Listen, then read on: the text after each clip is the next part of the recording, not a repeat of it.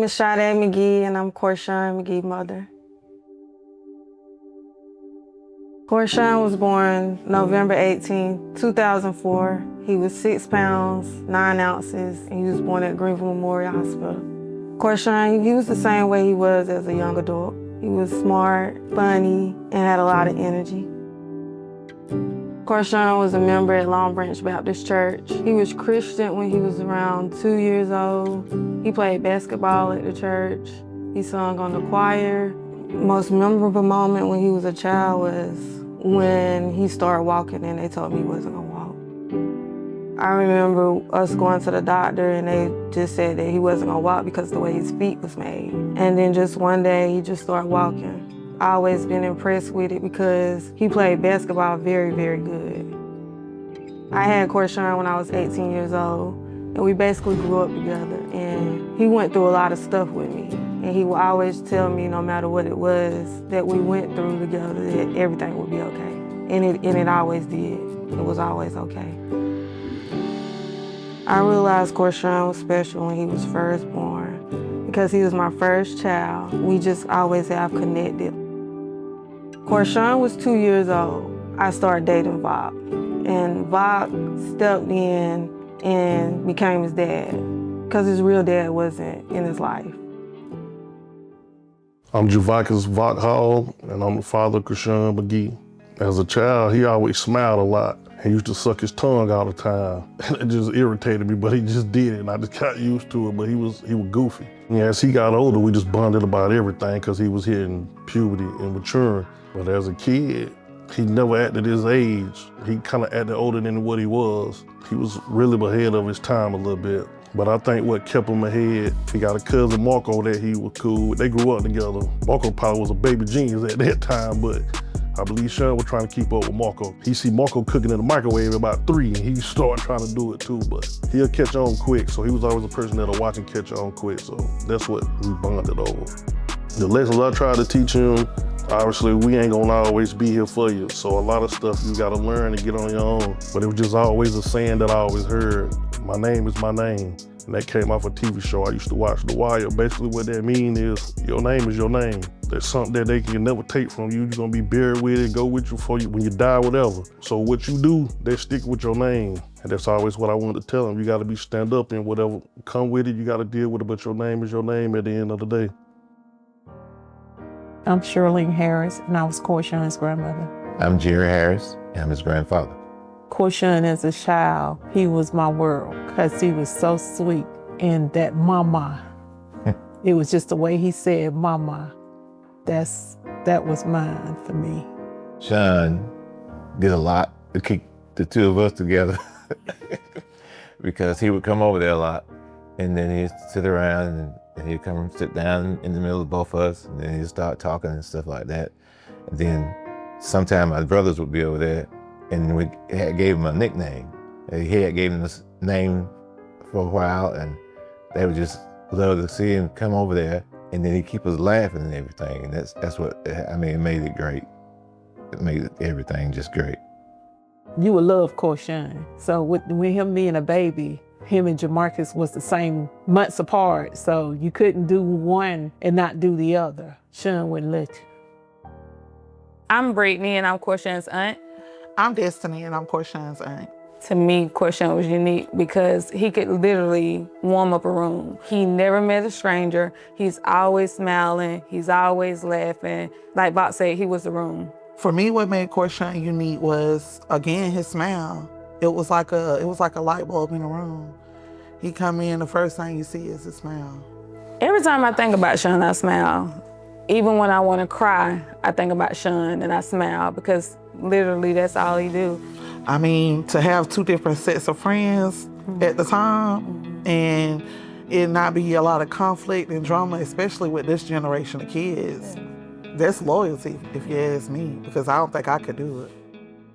So me and Sean, we're not really blood cousins, but we're cousins. I met Sean when we were like 7 and he was 8, so I've been knowing him from that long of a time. He always had a smile. He always made sure I was okay, even as a kid, even when we got grown, he always made sure I was okay.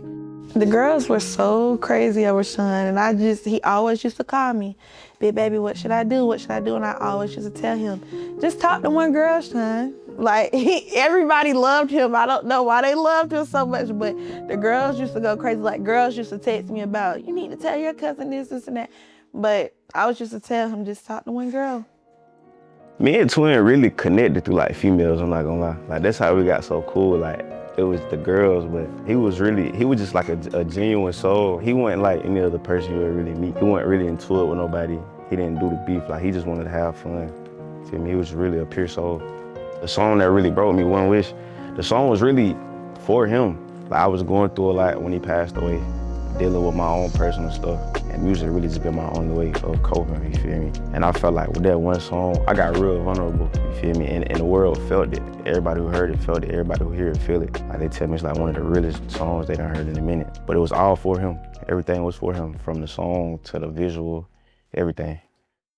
The night I found out he passed, I was asleep, and I got a call from his brother Jeremiah, and he told me that Sean had got shot, and he hung up, and then when he hung up, everybody on social media was calling me through Facebook Messenger. I called my sister, and I called Bob, and I called my boyfriend Rico to come get me, and we went to the scene, but they had already took Sean to the hospital. His mama told me he had got shot, but I was thinking it was at another spot that I was staying around the corner from, so I went there and didn't see nothing, so I really thought it was some bullshit, but she called me back and was like, "No, it's at another location." So when I went there, I ended up seeing my youngest son, and I'm talking to him, but I don't see Sean.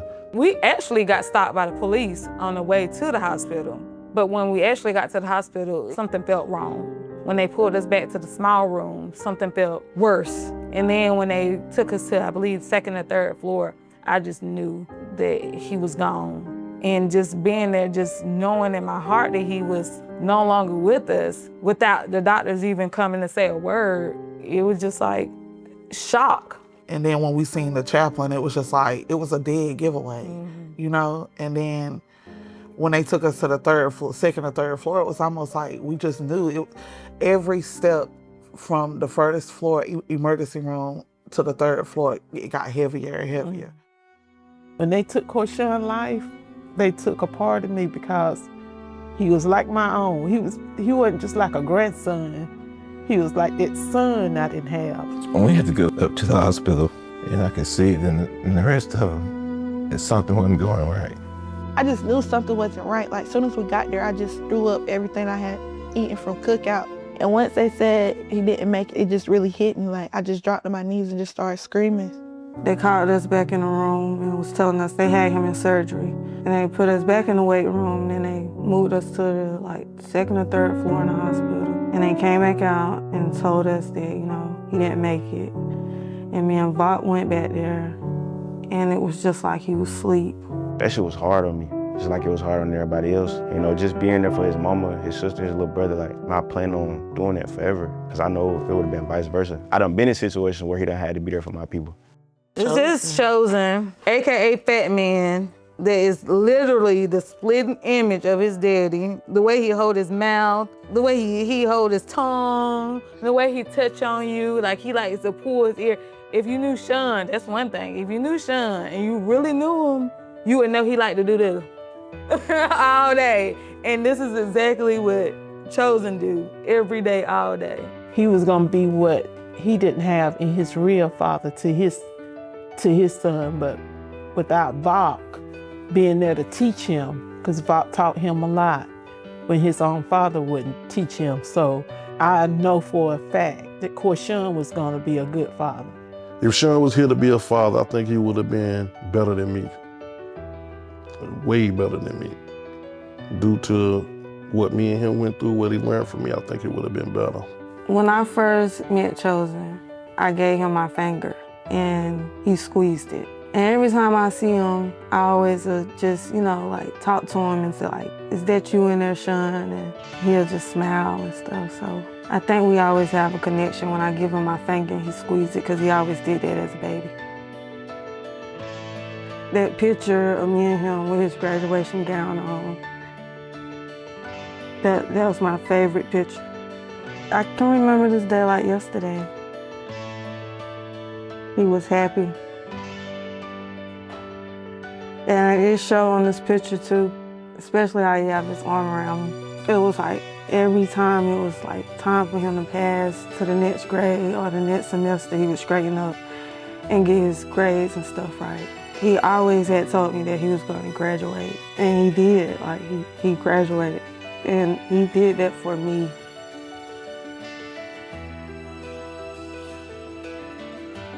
So Cor'Shawn got the name 350 was when we stayed in Judson. And one thing about me is I can cook.